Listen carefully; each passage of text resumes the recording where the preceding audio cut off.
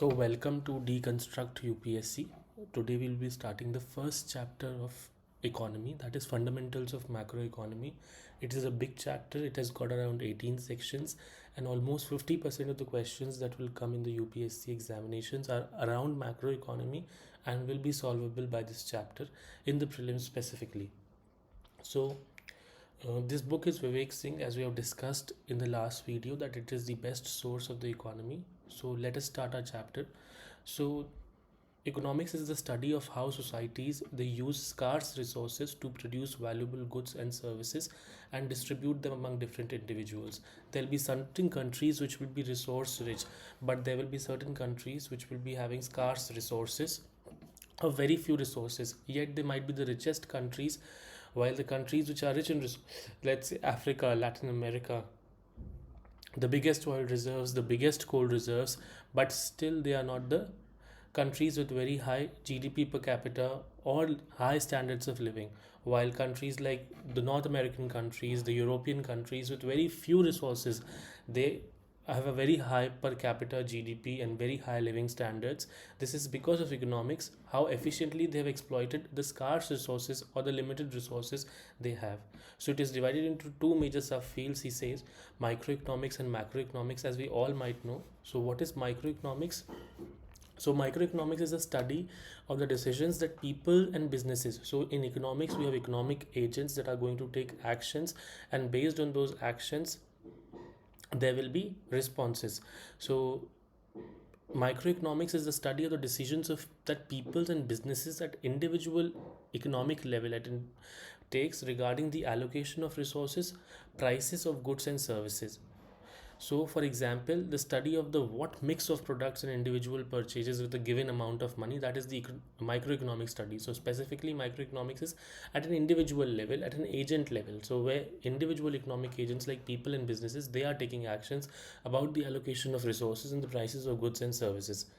So, how a particular company, how a particular person, how a particular business, can maximize its production capacity and at lower prices and even better compete with competition is also microeconomic study. But what is UPSC syllabus about? It is about macroeconomics. So what is macroeconomics? Where we're going to study about the national economy as a whole. So how the total investment and consumption in the economy is determined. So what all different people will be consuming, how will that be determined? What will be the total investment in the economy, in which sectors this investment will go, whether in railways or in the food industry? So how will that be determined? How central banks are going to manage the money and interest rates? What causes the international financial crisis? How does an increase or decrease in net exports or imports happen? How does that affects the national capital's account, current account deficit, etc.? Why some nations grow rapidly while others they stagnate? So these study of the variables at the country level, this is whatever points he has written, which we are going to study further in this book. They are basically macroeconomy, the study of the variables at a country level, such as GDP, that is the gross domestic product, how it is affected by the changes in the unemployment rate, the interest rate in the country, the price levels. So that is part of the macroeconomic study. So very important, this is a prime chunk of the syllabus that we have to study as well. So economic organizations, the three problems. So in the study of economics, we are basically trying to solve the three problems of what, how and for whom. So this you should remember. There are three fundamental questions of economic organizations, whether it's a human society, every kind, whether an advanced industrial nation, a centrally planned economy, or even an isolated village. So they'll have to solve these three questions: what to produce, how to produce, for whom, and how much to produce. So these are crucial even today's period. So this you must definitely know. That is the three questions of economic organization.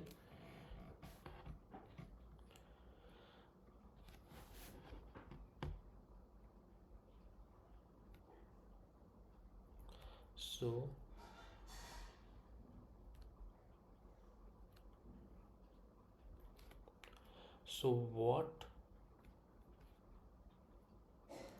how, and for whom?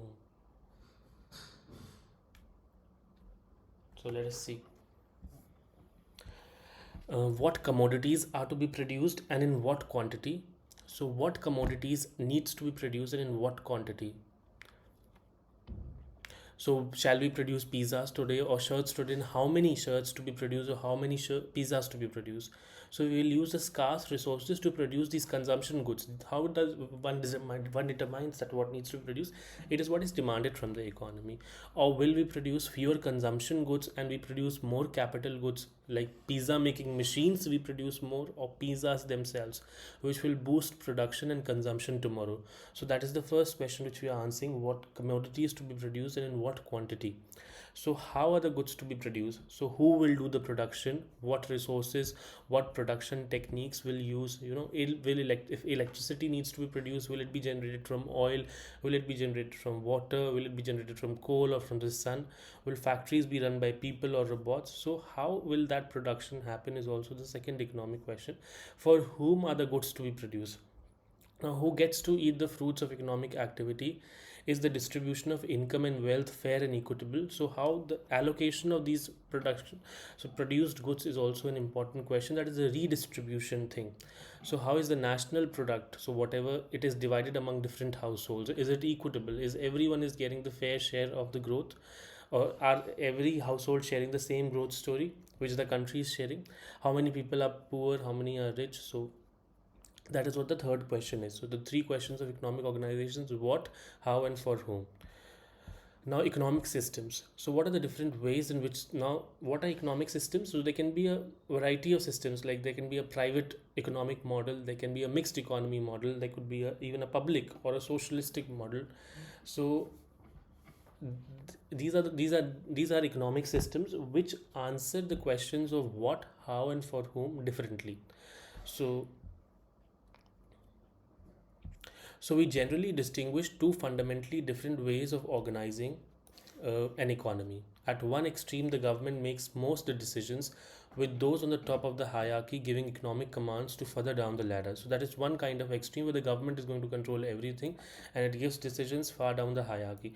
But at the other extreme, decisions are made in markets. So at the other extreme, the government has no involvement, it's market. Someone has produced a good, someone is ready to buy, and those market forces will determine the price and the supply, etc. They voluntarily agree to exchange goods and services through payments of money. So there's a medium of exchange also. So let us briefly examine these two types of economic organizations. If you see, in the United States and increasingly around the world, most economic questions, they will be settled by the market mechanisms. So the three questions of what, how, and for whom will be settled by the forces of markets, if you see. So a market economy is one in which individuals and private firms make the major decisions about production and consumption. So that is a market economy. Uh, the individuals and the private firms will make the major decisions about production and consumption. A system of prices, of markets, of profits and losses, of incentives and rewards determines what, how, and for whom. So firms produce the commodities that yield the highest profit. So what needs to be produced? They'll produce that which yields the highest profit. So that is a market system, we are saying, and increasingly around the world and in the United States, market forces determine these three questions of economic organizations. So what? So of course, firms, industries, enterprises, they are going to produce the commodities which yield the highest profit. So that is what, by the techniques of productions that are least costly. How? So those production techniques they will employ, which are the cheapest, which are the very low cost. So consumption is determined by individuals who are ready to spend their wages and property incomes. um, so for whom? So who is ready to spend the income, who is ready to spend the wages. So the extreme case of market economy in which the government keeps its hands off economic decisions is called a laissez-faire economy. So in a laissez-faire economy, the government is totally out. So, in contrast, what is a command economy or a socialistic economy where the government makes all the important decisions about production and distribution? So, that is called a command economy. In a command economy, such as one that operated in the Soviet Union, USSR, so during most of the 20th centuries, if you see, the government owned all the means of production, the land, capital, all the operations and enterprises of most of the industries. It was the employer of most of the workers and tell them how to do their jobs, and the output which was produced from these factories or industries, it was how it was to be distributed among the capitalists, or let's say the laborers. So that was also decided by the government only. So therefore that is the command economy. The government is going to answer all the major economic questions of what, how, and for whom. through its ownership of resources, because it owns the resources. It's had more than 50% stakes in all these organizations, and its power to enforce decisions. So it has got also got the power to, why will anyone listen? Because it's got the power to enforce decisions. So no contemporary society, if you see whether United States or whether India, it falls in these extreme categories. All societies are mixed economies. So there are elements of both. So if you see this flow chart which has been mentioning, so there's a command economy which is also called a socialistic economy. So a command economy or a socialist economy, and at the other extreme we have market or capitalistic economy. So the command economy, that is where the government controls majority of the questions of economic organization, it is called a socialistic economy, while uh, the market economy is also called the capitalist economy. So in between lies the mixed economy. So let's see the four sectors of economy. This is very important. So we have a household sector, we have the private sector, we have the government sector, and the fourth is the external sector. So these are four sectors of economy. So private, government, household, and external. So let us see. So this is very important for us to understand uh, for the future concepts which we're going to read in the book as well. So we are starting with four sectors of economy. So what are these four sectors? We have private sector. So how do you distinguish now? We call it a sector, we call it the government sector, it's government unit, but you must know what does it means. So at the private sector, the government is going to have less than 49% of stake, or less than 51% stake. Um, then government sector, where the government owns more than 51% of the stake. Then there is household sector, which will buy actually the production, or it will also be involved in the process of production as it provides labor. Then we have private sector, government sector, household sector, external sector, which deals with exports and imports. EXIM. So private sectors, all the enterprises which is owned by private individuals or a group of individuals who belong to the private sector. The private sector consists of companies, firms, and enterprises in India which are not owned by the government. Now, the government sector includes the public administration, very importantly, police forces, defense, framing of laws, and even enforcing them, imposing the taxes, spending money on infrastructure, healthcare services, education, etc. It also undertakes some kind of production activity. Let's say Coal India Limited is there, NTPC is there, National Thermal Power Corporations. All these companies, they are owned by the central or state governments, and therefore they are called public sector undertakings. These belong to the government sector. Then comes the household sector.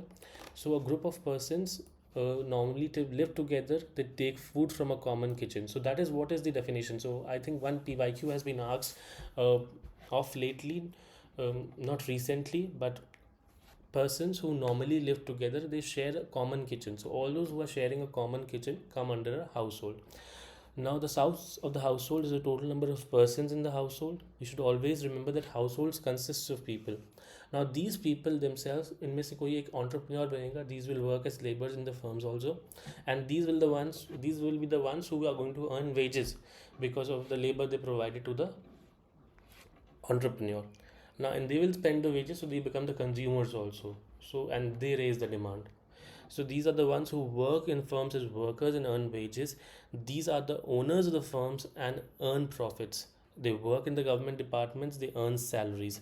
So as firms, you earn wages, and then in government departments, you earn salaries. Owners. So all the human beings of population.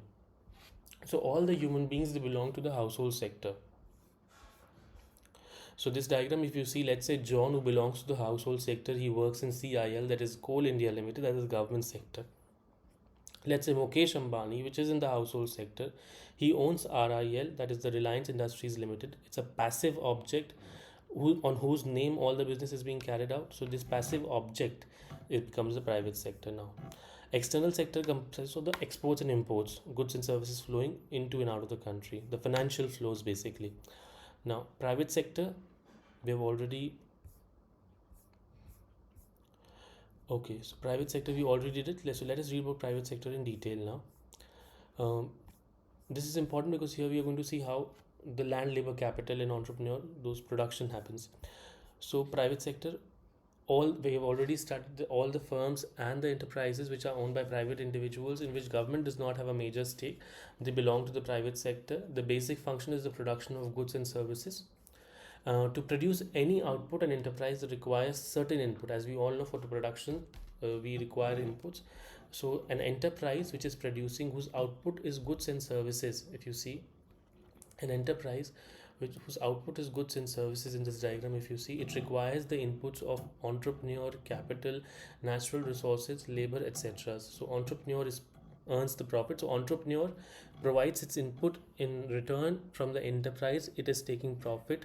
There is capital which will be required. So what is this kind of capital? Anything like machinery, etc., which uh, does not gets consumed in the production process, it's called capital, so it earns interest.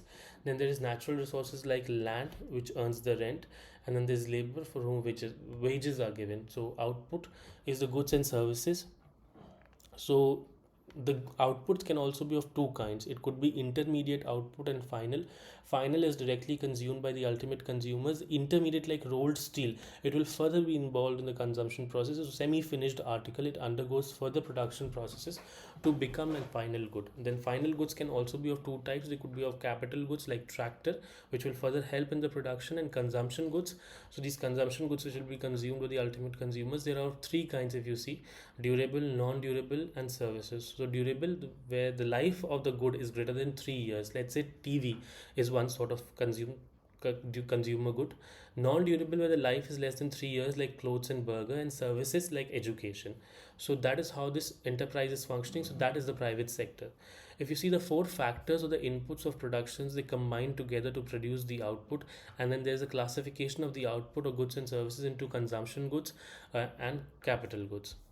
Now, these four inputs which the enterprise required to produce goods or the output are called the four factors of productions, or the inputs of productions. So you all might have studied in basic economics in class 9, 10. So all those who come from science side might not have studied it, but these are called the four factors of productions: entrepreneur, capital, the natural resources, and labor. So land, labor, capital, and entrepreneur. So who's the entrepreneur? Who takes the risk, who starts the business. He is the one who gathers the capital, the labor, the natural resources together, and in return he's expecting profit. He's a human being and he belongs to the household sector. Then comes the capital. Capital can be physical, it can, this is very important. So question has been asked of late, I've seen. So in today's world, capital can be physical. So in earlier we used to, in earlier economic theories, the capital was only physical, machinery primarily, steel, so all track, so the all which was involved in the production process, let's say even a tractor. So capital goods primarily. Then financial capital also exists in the form of money, whatever investments we are making. Then intellectual capital, which are patents and the copyrights. From an economic point of view, only the physical capital goods are considered as capital. So the capital includes the building, machinery, equipment, etc. So the return for the capital is called the interest. So in today's world, capital can be physical, and in returns, building, machinery, equipment, etc., and it's called the interest. So natural resources includes the land and the raw materials which are naturally available. The return there. So what is the natural resources? Land, so which is not produced through any man-made processes. So that is the prime definition here, and in return, it expects the rent. Labor is the human labor, which may be physical or even mental labor, like software engineers. It could be skilled, semi-skilled, unskilled. When a human being provides his labor to the enterprise, in return he or she expects wages. So what does a labor expect? He expects wages. The labor who is providing the labor services also is a human being, and he belongs to the household sector. Now we come to the types of goods. As we've already seen, there could be two types of goods: intermediate goods and final goods. The final goods can be consumption goods and capital goods. In the consumption goods, they can be durable, non-durable, and services. So, and then there are capital goods. So the capital goods definition is very important. So this part is important. I think a lot of questions have been asked from here. So intermediate goods are semi-finished goods which have been produced by a process but cannot be used as it is. So they cannot be used as it is for consumption purposes and need to undergo further production process to be converted into a final good. For example, steel sheets. The steel sheets cannot be used as it is and needs to be transformed into final products like automobiles and appliances, etc. So Allow me a moment. So till then you can see these four sectors of the economy and revise.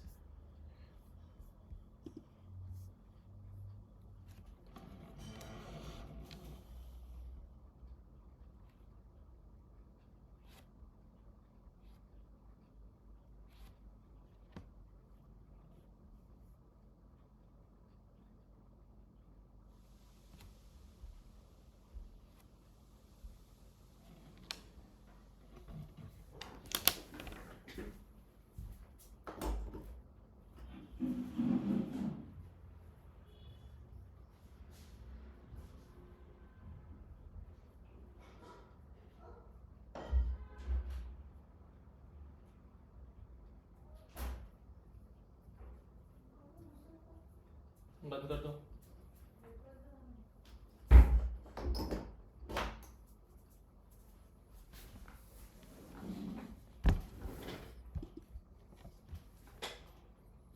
So sorry for the disturbance. So coming back, so types of good, I told you semi-finished, intermediate goods are semi-finished goods. They have been produced by a process, but in which form they have been produced, they cannot be used directly and they need to undergo further production process to be converted into a final good. For example, steel sheets, they cannot be used as it is and they need to be transformed into final products like automobiles and appliances, etc. Final goods can be used without undergoing any further transformation in the production process. Final goods can be of two types: consumption goods and capital goods. What are consumption goods? They are directly consumed by the ultimate consumers. They meet the immediate need of the consumer, called consumption goods. So there are durable consumption goods whose life is greater than 3 years. They do not get exhausted immediately. They last over a period of time. So these are also called consumer durables. Consumption good is like consumer durable because it lasts over than 3 years. So these are generally home appliances, consumer electronics and furnitures, etc. Then there is non-durable consumption goods. So consumption goods which get consumed easily, like tea, milk, food, fuel, paper, etc. Their life is generally less than 3 years. Then there are services. These are intangibles, so they cannot be touched or but they can be felt, etc. So the kind of consumption goods only. Services are also consumption goods. So if a MCQ comes, be clear. Education, banking, telecom services, healthcare services. Now we come to capital goods, an important part. So India needs to invest in capital to increase the production capacity, increase its output capacity. So a particular good will be called capital in nature. There are three characteristics or three conditions for it to be called a capital good. It is a produced durable output of a man-made process. So first, it should not be natural. It should be a product or an output of a man-made process. It again acts as an input for further production process to be sold in the market. So then it again acts as an input for further production process to be sold in the market. While acting as an input, it does not get transformed or consumed. So while acting, so it does not get transformed or consumed.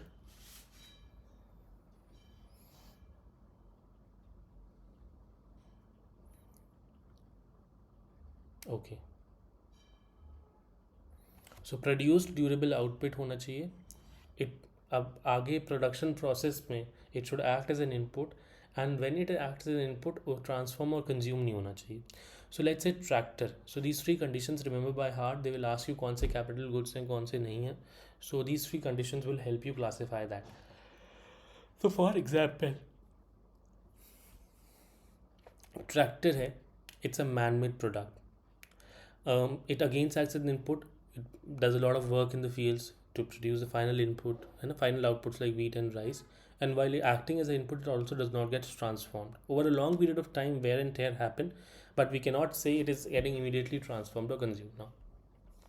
So in strict sense, economists consider only the physical capital as the capital, but in today's world, the intangible capital is also becoming increasingly important. So we divide capital into three categories: physical capital, financial capital, and intellectual capital, that is patents and copyrights. Now here he talks about consumption and the capital goods. Now let's say kuch washing machine, if it is used in a let's say a dry clean factory, it then becomes a capital good, because if it's used in homes, then it becomes a consumption good. And we'll talk about intermediate goods and final goods. Let's say, so a washing machine example only, or tea by a T seller. So this is investment here. This is very important for us to understand investment in the GDP. The savings, then it will come. So 1.9 is gross domestic product. So this part requires explanation. So let's say, we shall wind up this part before this. So the circular flow we'll definitely try to understand. Actually. So consumption and capital goods. A particular good can be consumption as well as capital good. So एक good है वो consumption भी हो सकता है वो capital भी हो सकता है. For example, washing machine. When a person is using washing machine at his home for washing his own clothes, it acts as a consumption good. But if it is used by a businessman for providing laundry services, it acts as a capital good. Because in the later case, the washing machine is being used to produce washed clothes for the market and not for the own consumption. So whether a good is consumption or capital also depends on the purpose for which it is being used. So whether it's consumption, whether it's capital also depends on the purpose. So if a good is being used to produce some other goods and services to be sold in the market, it becomes a capital good.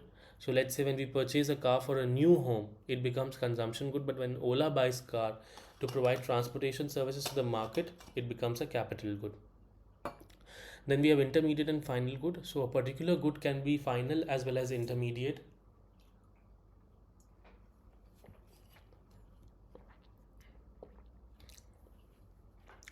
So for example, tea leaves. When a person is purchasing tea leaves for his home consumption purposes, then the tea leaves will be a final good. But when a tea seller is purchasing the tea leaves to prepare tea and sell it in the market, then tea leaves is an intermediate good since the tea will be the final good. So the distinguishing characteristics whether a good is final or intermediate is the last transaction in the market. In case of tea seller, the last transaction in the market is also tea. So tea will be the final good here. But for the person who purchases the tea leaves for home purposes, the tea leaves is the last transacted good in the market. So tea leaves will be a final good. So for final and intermediate goods, it should be the last transacted good in the market before consumption. So then we come to the next section, which is investment. So if you see, we have calculated GDP, we have calculated capital goods import, we have capital goods export. So these are very important. So these are fundamentals which will help us explain what is investment and what is household savings and how household savings becomes the investments in the economy for further run and how does it increase the output also. So that we'll also see. So the circular flow we are going to understand, and then we are going to calculate the gross domestic product using various methods. So which is very important here. There is a GDP calculation methodology. So where we'll use a base year as well. So that base year has gone changed, so that we all have to see. So see how these are going to calculate. So nominal GDP and the real GDP you will see. So these are important concepts. These are always asked in the exam. Then is potential GDP. So nominal triple P and exchange rates are there. So which we'll see. World Bank classifications of countries. Inflation indices like CPI, wholesale price indexes. Then okay. So not a very big one, but yeah.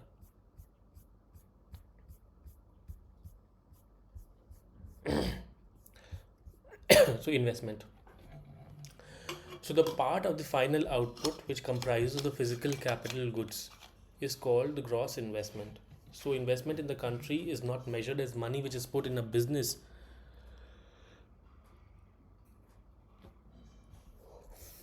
So this is some numerical portion. Let's complete in the other part.